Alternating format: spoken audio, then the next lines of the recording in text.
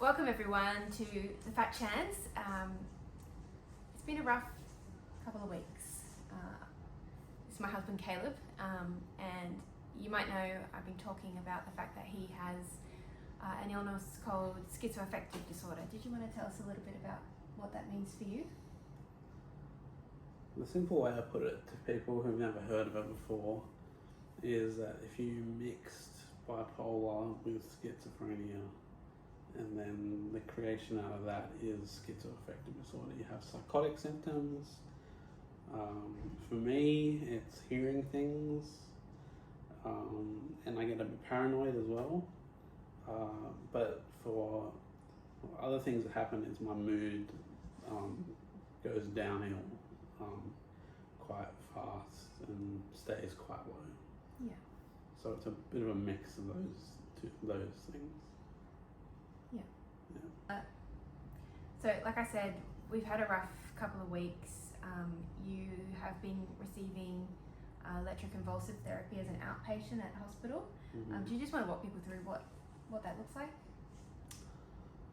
So what happens is we have to wake up at 5, travel into the hospital, which is in Burwood, be there by 6, and then at 6 they go through all your vital signs and all the observations that they have to make. And then for some reason I was always the first up. So you go into what looks kind of like a operating room. There's an anaesthetist, a psychiatrist, and a bunch of nurses. You lie down, they put you to sleep, and they paralyze you, which is the job of the anaesthetist. So they have to breathe for you through a bag breathing over your mouth. Mm-hmm. And the psychiatrist administers an electric shock to a certain part of your head that targets a certain part of your brain. And the idea is that it's kind of like kick-starting something. If you were to like kick-start a car, you give it a bit of a jump, a bit of a bolt. It's meant to do the same kind of thing. They don't really know how it works, but they know that it does work. Yeah, and this is our first time getting it, isn't it? And originally you were as an inpatient getting it, and you got about, I think it was 13 sessions of quite a strong dose of ECT. Can you just give us a sense of the side effects? Yeah, so when I was an inpatient and I was having it, the process and the procedure is much the same, but the shock that they give you is at a different level, and that shock that they gave me really had big impacts on my memory. So for the entirety of it staying in the hospital, I have no memory of it, and it also affected my memories before that time as well. So a good 3 to 4 months before I had that treatment, my memory was just gone. I also had these other side effects where I felt deja vu constantly. I was always saying to Bronte, have I done that before? Have I seen that before? I feel like I've done this before. I feel like this has happened before. Yeah, I remember it was when you were allowed out just for the weekend, just for a day. We got a Chinese, and you just randomly went up to someone in the queue going, do I know you? And I'm like, fairly certain you've never met that person before. But the deja vu gave you a sense that you knew everyone, and also a sense that you'd watched everything. I remember you telling me that like it felt like you'd watched things before that on YouTube that had literally just come out, and it was a bit distressing, wasn't it? It was. Yeah. And so I guess like the context for everyone is now you've been getting a type of ECT called ultra breath, which is a lower dose. It's a different wavelength. Different wavelengths, which hasn't caused the same extent of memory problems, but has just really not been effective. No, its efficacy is meant to be the same, but it's meant to take longer to get to that stage. But now I think I've had over 15, haven't I I? think you've had about 17. Yeah. So all up you've had 30. Yeah, so I've had 17 as the ultra brief and haven't really found any positives that have come from it. Like I have my good days and my bad days, but I don't have. They're no different to when before I had the treatment, the ultra brief ECT. Yeah, I would suggest that you're better than when we first put you into hospital, all the way back in July, August. But you're still pretty unwell. You're getting compulsive thoughts. You're feeling very down, and I'm hearing things again. You're hearing things again. So we went to see the psychiatrist today after your sort of final ECT session, basically to say, we don't think this is working. We don't see the point in continuing to do this treatment when it's like we've done 17 and nothing has changed. And it's like pretty boring, isn't it, to sit there? You have to be there. Yeah. You gotta be there at 6. The procedure takes like 5 minutes.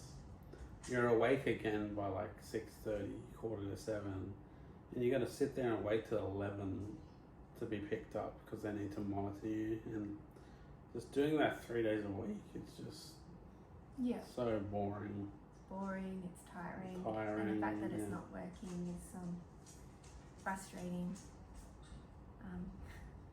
Our dog's just come to say hello. So we spoke to the psychiatrist, and he agreed with us, I think he would say, and it felt a bit like he kind of run out of his bag of tricks, and he sort of suggested, well, we could put you back in hospital and redo the ECT, the more intense version, but you'll have the memory and side effects and potentially the deja vu again. But the main reason he wanted me to go back into hospital was to do a medication review. Yes. Well, again, so I think I've mentioned before to people that you've been on over 16 medications over the last 10 years, and while they do seem to work for the first, I would say, 3 to 6 months of taking them, I think your body just learns how to metabolize them, and I think they call it homeostasis, where your brain knows how to get back to where it was originally, and it just fights whatever the medication is doing. And what's ended up happening is now that you're on a whole range of medication that's not really working, but you're still dealing with the side effects of that medication when it comes to like metabolic dysfunction. So I started crying on the way home, didn't I? As I do, being the emotional person that I am, and particularly unhelpful. Basically just saying, I just wish we could give the ketogenic diet a go, but also complete empathy about the fact that when you're not well, a huge diet change like this is really challenging. And so we were wrestling with it, weren't we?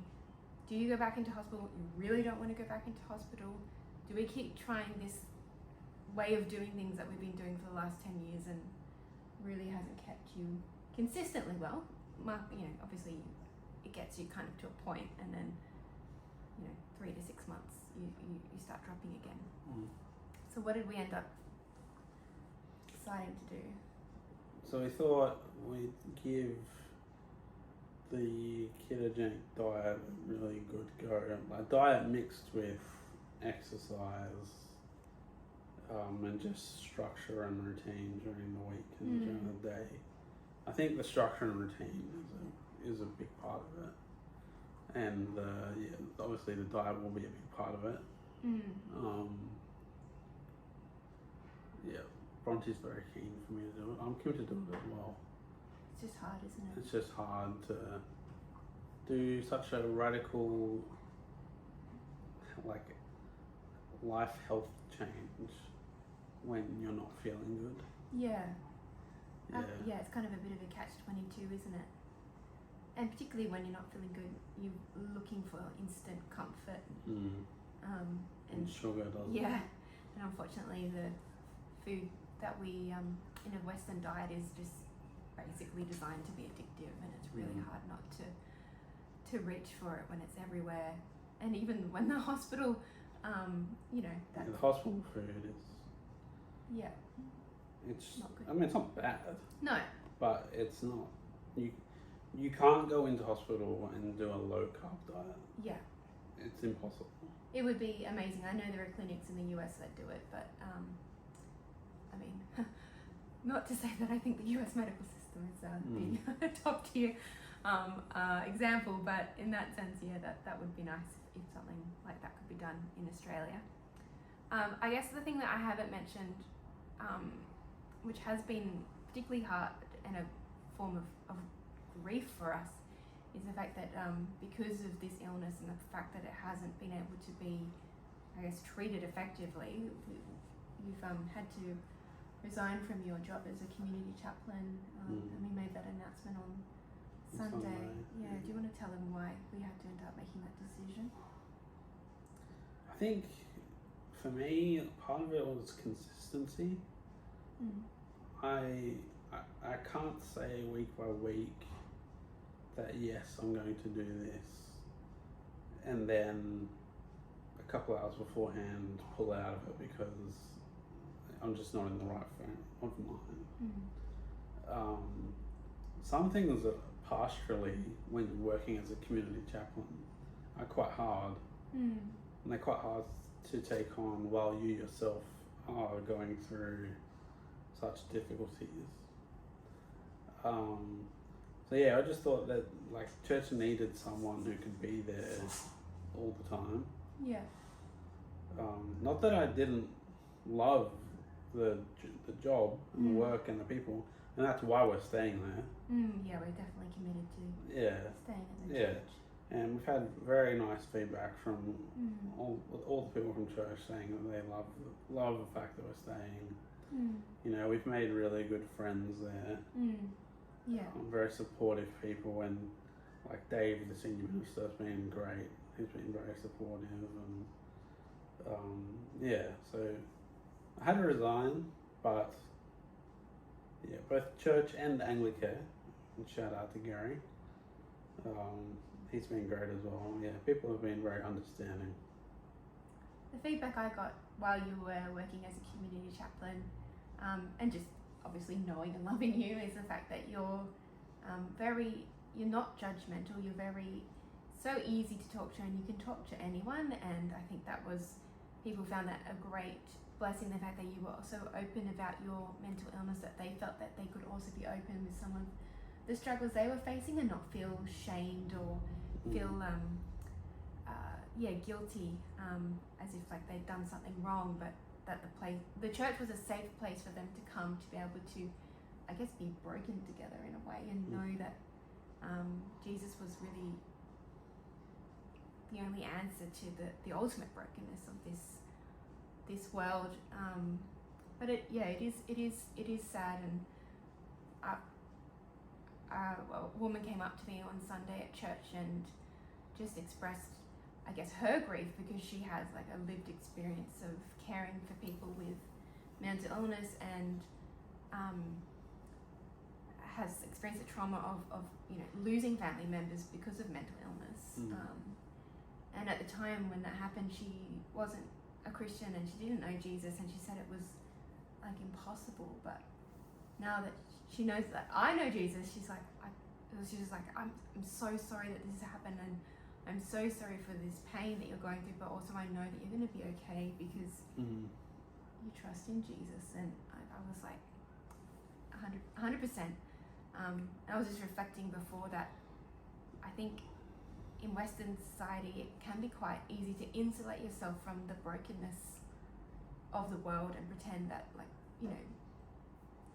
you can get satisfaction here on earth, like the ultimate sort of satisfaction and meaning from material possessions, from relationships, from children, from having a successful career, going on amazing holidays, and you can kind of almost insulate yourself from seeing the fact that this world is so broken. But I think both through being part of a church where we go to church is a low socioeconomic area, and there's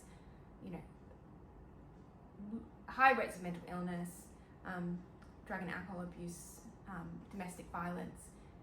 Like we witness that, like the brokenness of humanity. But I think also through like your mental illness, we have realized that we're not going to find ultimate joy, ultimate satisfaction in this life. And that's okay, because we know that Jesus is going to come back and fix it. And so I think we can very honestly cry, "Come, Lord Jesus, come.